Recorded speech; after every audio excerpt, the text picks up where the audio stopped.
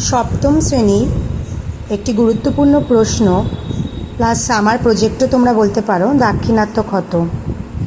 খ্রিস্টীয় সপ্তদশ শতকে ঔরঙ্গজেবের আমলে মারাঠাদের শক্তি বৃদ্ধি পায়। ঔরঙ্গজেব তাই দক্ষিণী রাজ্যগুলিকে জয় করার উদ্যোগ নেন। বিজাপুর, গোলকোন্ডা রাজ্যগুলোকে জয় করার উদ্যোগ নিয়েছিল। আর এই দুই রাজ্য দখল করতে গিয়ে তাকে বহু বছর ধরে রক্তাক্ষয়ী যুদ্ধ চালাতে হয়। আর এর পরিণাম হিসেবে মুঘলদের বিপুল আর্থিক ক্ষতি ঘটে। একেই দাক্ষিণাত্য ক্ষত বলে। নেক্সট দেখো, মারাঠা শক্তির উত্থান অর্থাৎ দাক্ষিণাত্য ক্ষতের ফলে কি হয়েছিল। ঔরঙ্গজেব বিজাপুর, গোলকোন্ডা রাজ্য দুটি অধিকার করার মুঘল সাম্রাজ্যের আয়তন বৃদ্ধি পায়। সুদূর দিল্লি থেকে দক্ষিণে রাজ্য শাসন করা অসম্ভব হয়ে পড়ে। ফলে মারাঠা শক্তির উত্থান সহজ হয়। বিপুল অর্থ ব্যয়।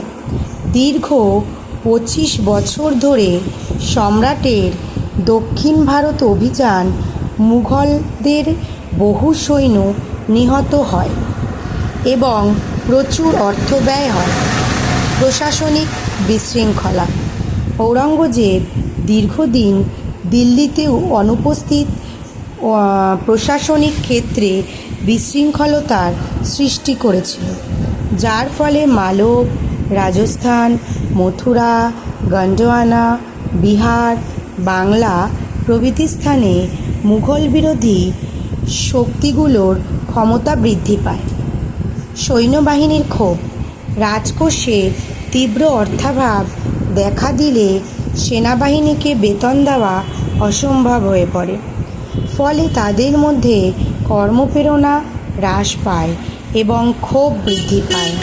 এইসব কারণে ভিনসেন্ট স্মিথ বলেছেন, দাক্ষিণাত্যে ঔরঙ্গজেবের শরীর ও সাম্রাজ্য উভয়েরই কবর রচিত হয়েছিল।